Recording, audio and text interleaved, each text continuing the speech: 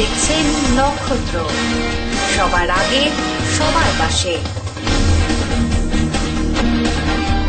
ফিরে এলাম বিরতির পর। শুক্রবার পুরো ভোটের জন্য নিজেদের প্রচার তহবিলের তাগিদে পথে নামলেন দার্জিলিং জেলা বামফ্রন্ট। শুক্রবার দার্জিলিং জেলা বামফ্রন্টের দলীয় কার্যালয়ের সামনে থেকে তহবিলের জন্য টাকা সংগ্রহ শুরু করেন বামফ্রন্টের দার্জিলিং জেলার আহ্বায়ক অশোক ভট্টাচার্য, সিপিএম এর দার্জিলিং জেলার সভাপতি জীবেশ সরকার, সিপিএম নেতা উজ্জ্বল চৌধুরী সহ অন্যান্য বাম নেতৃত্ব ও কর্মী সমর্থকেরা। পাশাপাশি বামেদের ইস্তেহার 2 টাকার বিনিময়ে মানুষের হাতে তুলে দিয়েছেন অশোক বাবুরা। প্রত্যেক মানুষের কাছে গিয়ে যথাসাধ্য সাহায্য তুলে নিয়েছেন তারা। যদিও ইতিমধ্যে পাড়ায় পাড়ায় অর্থ সংগ্রহ করছেন স্থানীয় বাম নেতৃত্বরা। এই সংগৃহীত অর্থ দিয়েই নিজেদের প্রচার বিস্তারিত করবেন বলে জানিয়েছেন অশোক বাবু। ওদের সারদার টাকা, এজিরিয়ে দুর্নীতির টাকা, আরো নানা ঠিকাদারি টাকা এদের পেছনে আছে, কিন্তু আমাদের তো সেটা নেই। আমরা মানুষের দ্বারে দ্বারে যাচ্ছি, 5 টাকা 10 টাকা 15 টাকা যা পাবো সেটা দিয়েই আমাদের নির্বাচনের কাজ পরিচালনা করতে হবে। নির্বাচন কঠিন, খুবই কঠিন নির্বাচন। এই কঠিন নির্বাচনে জনগণের সাহায্যে, জনগণের সহযোগিতা নিয়েই আমরা লড়ছি এবং আমরা আশাবাদী যে এই পুরসভা নির্বাচনে বামফ্রন্ট বিজয় লাভ করবে। সাধারণ মানুষকে যাতে আদালত মুখ হওয়ার আগে যেকোনো বিবাদের নিষ্পত্তি দ্রুত আদালতের বাইরে করা যায়, সেই উদ্দেশ্যে শনিবার জলপাইগুড়িতে উদ্বোধন হল বিকল্প বিবাদ নিষ্পত্তি কেন্দ্র। বিভিন্ন আদালতে মামলার পাহাড় জমে গিয়ে বিড়ম্বনা তৈরি হচ্ছে। সাধারণ মানুষকে আদালতে অযথা হয়রানির মুখে পড়তে হচ্ছে। এই সব সমস্যা দ্রুত নিষ্পত্তির ব্যবস্থা হিসেবে শনিবার দার্জিলিং ও জলপাইগুড়ি জেলায় পৃথকভাবে বিকল্প বিবাদ নিষ্পত্তি কেন্দ্র চালু হলো। এদিন জলপাইগুড়িতে এই কেন্দ্রের উদ্বোধন করেন কলকাতা হাইকোর্টের বিচারক তথা রাজ্য আইনি পরিষেবা কর্তৃপক্ষের কার্যনির্বাহী চেয়ারম্যান অসীম কুমার ব্যানার্জি। অনুষ্ঠানে উপস্থিত ছিলেন কলকাতা হাইকোর্টের অপর বিচারপতি জয়মাল্য বাগচি। শনিবার উদ্বোধনী ভাষণে বিচারক অসীম কুমার ব্যানার্জি বলেন, দেশে প্রতি 20,000 মানুষ প্রতি একজন করে বিচারক দরকার। মহামান্য সুপ্রিম কোর্ট এই নির্দেশ দিলেও লক্ষ্যমাত্রার অর্ধেকের বেশি বিচারক পূরণ করতে হবে, কিন্তু দেশের আর্থিক সমস্যার কারণে তা কতটা করা সম্ভব তা বলা কঠিন। দেশের মাত্র 5% মানুষ আদালতে যান, আরও 30% মানুষ তাদের সমস্যা নিয়ে প্রত্যক্ষ বা পরোক্ষভাবে আইনি পরিষেবার সঙ্গে যুক্ত। তিনি উদ্বেগ প্রকাশ করে বলেন, আদালতে মামলার নিষ্পত্তিতে দীর্ঘ বিলম্বনা এবং কোথায় গেলে কিভাবে মামলার নিষ্পত্তি হবে সে সম্পর্কে অধিকাংশ মানুষ জানেন না। এই পরিস্থিতি থেকে সাধারণ মানুষকে যে কোনো বিবাদ থেকে মুক্তির উপায় বের করার জন্য ও আইনি পরিষেবা পৌঁছে দেওয়ার জন্য সুপ্রিম কোর্টের নির্দেশে এই ধরনের বিবাদ কেন্দ্র চালু করা হয়েছে। তিনি অনুষ্ঠানে উপস্থিত আইনজীবীদের আরও নিষ্ঠার সঙ্গে কাজ করার আবেদন রাখেন। বর্তমান আদালত বিচার ব্যবস্থা ও এ ধরনের বিবাদ মীমাংসা কেন্দ্র পৃথক কোনো ব্যবস্থা নয়, একে অপরের পরিপূরক। অনুষ্ঠানে জয়মাল্য বাগচি বলেন, বৈবাহিক সম্পত্তি, চাকুরি সহ বিভিন্ন ধরনের বিবাদের দ্রুত নিষ্পত্তি এখানে করা হবে।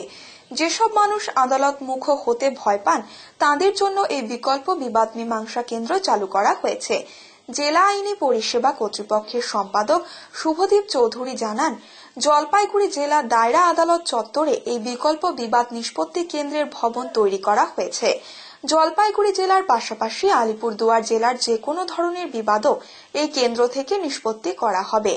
এদিনের অনুষ্ঠানে জেলা জজ দেবাশিস মুখোপাধ্যায়, জেলা শাসক পৃথা সরকার, জেলা পুলিশ সুপার আভারু রবীন্দ্রনাথ প্রমুখ উপস্থিত ছিলেন। পরিসংখ্যান বলে শতকরা 5 মানুষ আদালতের দরজায় আসে। তাহলে কি আমরা ধরে নেব 95% মানুষের কোনো সমস্যা নেই? তাহলে আমরা মূর্খের স্বর্গে বাস করব। অন্তত 30% মানুষের সমস্যা আছে, যার সঙ্গে আইন প্রত্যক্ষ অথবা পরোক্ষভাবে যুক্ত। কিন্তু সেই সমস্ত মানুষ, সাধারণ মানুষ, খেটে খাওয়া মানুষ, শোষিত নিপীড়িত মানুষ, যারা প্রকৃত শিক্ষা পাননি, পুঁথিগত শিক্ষা পাননি, সেইভাবে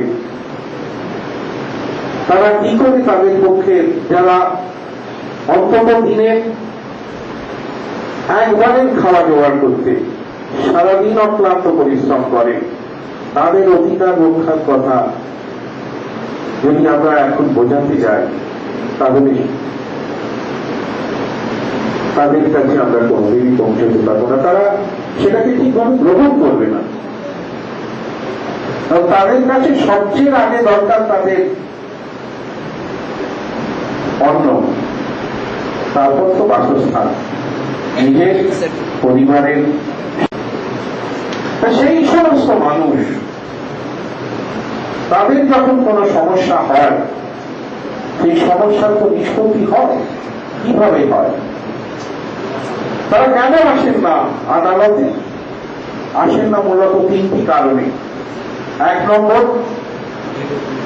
দুঃখের সঙ্গে বলতে হয় এই ব্যবস্থার প্রতি তাদের আস্থা নেই, তার কারণ দীর্ঘ এবং বিলম্বিত বিচার।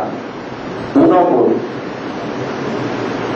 তাদের ভরসা নেই, কারণ তারা সঠিক জানেন না যে এই বিবাদ কিভাবে নিষ্পত্তি হবে, অর্থাৎ নিষ্পত্তির ফল কি হবে তার সম্বন্ধে তারা যথেষ্ট সন্দিহান।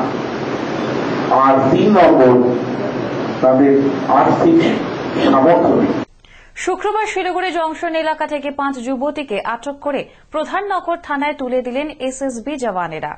পাচার চক্রের সাথে জড়িত থাকা সন্দেহে ওই 5 যুবতীকে আটক করে এসএসবি জওয়ানেরা। ওই 5 যুবতীকে জিজ্ঞাসাবাদ করছে পুলিশ। প্রত্যেকেই নকশালবাড়ি হাতিঘিসা এলাকার বাসিন্দা।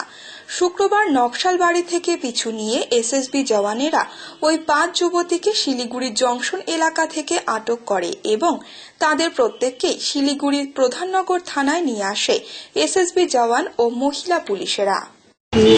একটি মেয়ে 9 বছর আগে এই বিজয়নগর বাগানে নিখোঁজ হয়েছে। 9 বছর থেকে কোনো যোগাযোগ নেই। আমাকে একজন সোহান লাট্টা বলে একটা ছেলে আমাকে এই খবরটা কালকে দেন। তখন আমি চাই ওখানে, ওকে নিয়ে আমি যাই খোঁজ করি। ও জানে না কার বাড়ি। তখন আমরা জানতে পারি ওই বাড়ির মেয়েটা। তখন ওর বয়স 11 বছর কি 9 বছর এরকম ছিল। তখন ওই মেয়েটার মামির সাথে কথা বলতে জানা গেল কি একটা দুর্গাপুর বাগানের একটা ছেলে ওকে নিয়ে গেছে। তো ওর কোনো খোঁজ নেই মেয়েটার, না ফোন না কিছু আসে না। তারপরে জানতে পারে রাস্তাতে যখন আমি দেখি কি একটা সাইকেলে ভদ্রলোক একটা মেয়েকে ব্যাগে করে নিয়ে যাচ্ছে, তখন আমাকে সাসপেক্ট লাগে, মনে হয় বাইরে নিয়ে যাচ্ছে। তখন আমি ওই ছেলেটাকে বলি একটু খোঁজ করে কোথায় যাচ্ছে। তখন বলে বাইরে নিয়ে যাচ্ছে, ক্যামেরাটা কোথায় সঠিক বলতেছে।